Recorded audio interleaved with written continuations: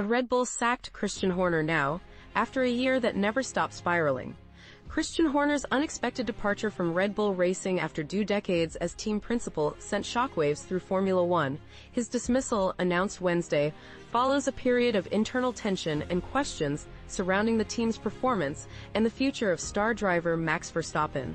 While Horner's time at Red Bull was marked by unprecedented success, recent months have seen a decline in the team's standing, including a power struggle between the two shareholder groups of the parent company, Red Bull GmbH, following the death of founder Dietrich Mateschitz. The power struggle intensified following allegations of misconduct against Horner, which were dismissed but coincided with a series of high-profile departures from the team, including key personnel such as Adrian Newey and Rob Marshall.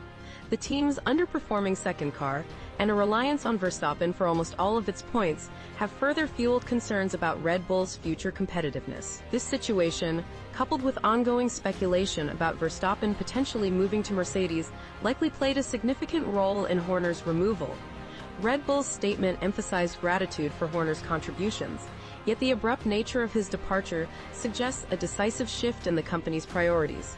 Horner's replacement, Laurent Mekies, faces the immediate challenge of improving the team's on-track performance and reassuring Verstappen about the team's future direction, as the team's success hinges critically on retaining the reigning world champion.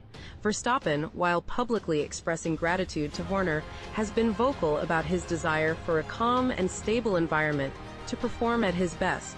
Whether the change in leadership will provide this stability and ultimately persuade him to remain with Red Bull remains to be seen, a question crucial to the team's future success. In our next story, Delta Airlines, DAL, 2Q 2025 earnings.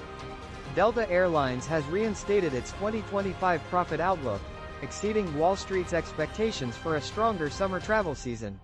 While bookings are currently lower than initially projected, they have stabilized after a recent dip. This positive news sent Delta's shares soaring by 11% in early trading, boosting other airline stocks as well. The airline now anticipates full-year earnings between $5.25 and $6.25 per share, a decrease from earlier predictions but still demonstrating resilience. CEO Ed Bastian attributes the shift in projections to changes in consumer booking patterns, with travelers delaying their decisions until closer to their travel dates. To adapt to these changes, Delta is strategically adjusting its capacity, implementing cuts outside of peak travel periods and making targeted reductions after the summer peak. Despite these adjustments, Delta exceeded expectations in its second quarter earnings, reporting higher than anticipated revenue and profits, driven by strong sales of premium seats and its successful American Express partnership. Looking ahead, Delta forecasts positive third quarter results, exceeding analyst predictions for both earnings and revenue growth. This suggests a continued positive trajectory for the airline despite navigating shifts in consumer behavior and economic uncertainty.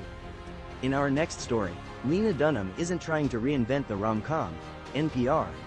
Netflix's new rom-com series, Too Much, starring the brilliant Megan Stalter, offers a refreshing take on the genre. It follows Jessica, a woman navigating a painful breakup and a new job in London, where she meets Felix, a musician battling his own demons. Instead of focusing solely on a whirlwind romance, the show delves into the complexities of both characters, their individual baggage, and the internal obstacles to finding happiness. The series avoids common rom-com tropes. While Jessica initially fixates on her ex's glamorous new girlfriend, the narrative doesn't resort to body image issues or vilify the other woman. Instead, it highlights the relatable struggles of self-doubt and the lingering effects of past relationships. The show cleverly uses this fixation as a catalyst to explore Jessica's insecurities, making her journey far more engaging. The chemistry between Stalter and Will Sharp, who plays Felix, is palpable. Their connection isn't immediate, it's the slow burn of two damaged people finding solace and maybe even love in each other's arms. The show excels in portraying the messy, unglamorous aspects of intimacy, with sex scenes that are realistic and integral to their evolving relationship. The supporting cast, including Rita Wilson, Rhea Perlman, and a host of other talented actors, adds depth and humor to the overall narrative. While the ending feels somewhat rushed, Too Much ultimately succeeds due to its authentic portrayal of flawed characters and their journey towards self-discovery within the context of a romantic relationship. Stalter's performance is captivating, and the show's genuine emotional core makes it a surprisingly heartfelt and endearing watch. In our next story, Kerr County struggled to fund a flood warning system. It's all too common, NPR. Kerr County, Texas, faced a critical need for a flood warning system, aware of the imminent danger to its residents. However, securing funding proved a major hurdle. Despite applying for federal FEMA funds, their application was rejected due to overwhelming demand. A state grant program offered insufficient coverage, leaving the county without the necessary resources. The situation worsened with the Trump administration's decision to freeze or cancel billions of dollars in disaster preparedness funding, shifting the responsibility to state and local governments. This significantly impacted communities like Kerr County, already struggling to finance crucial flood mitigation projects. Experts warn this funding gap will leave many vulnerable. This funding shortfall highlights a broader national issue. Numerous communities lack the resources to undertake essential flood control projects, often due to the lack of direct revenue generation from such infrastructure. Raising local taxes, a potential solution, faces significant political challenges. The cancellation of the federal Building Resilient Infrastructure and Communities (BRIC) program further exacerbated the problem. The crisis is compounded by outdated flood project designs that fail to account for intensified rainfall due to climate change. This necessitates a shift towards more comprehensive strategies, including relocation of residents from high-risk areas and the expansion of natural floodplains. The lack of funding and outdated planning methods leave many communities increasingly vulnerable to future flooding events. In our next story, Lena Dunham's Netflix show may be the successor to Girls.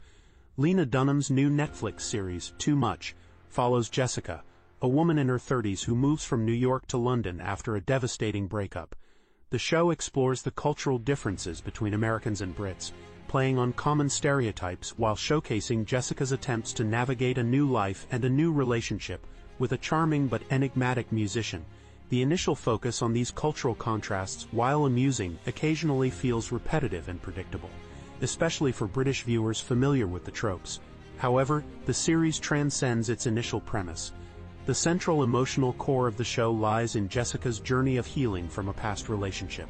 The narrative cleverly interweaves her present romance with flashbacks, revealing the painful unraveling of her previous long-term relationship and the lasting impact on her self-esteem.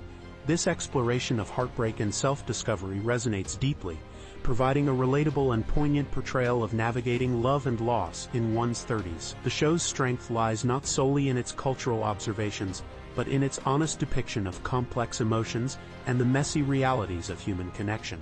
Ultimately, Too Much shifts its focus from broad comedic strokes to a more emotionally resonant narrative. While the initial cultural commentary may feel somewhat familiar, the series' strength emerges from its honest depiction of relationship dynamics and the journey of self-discovery, proving a worthy successor to Dunham.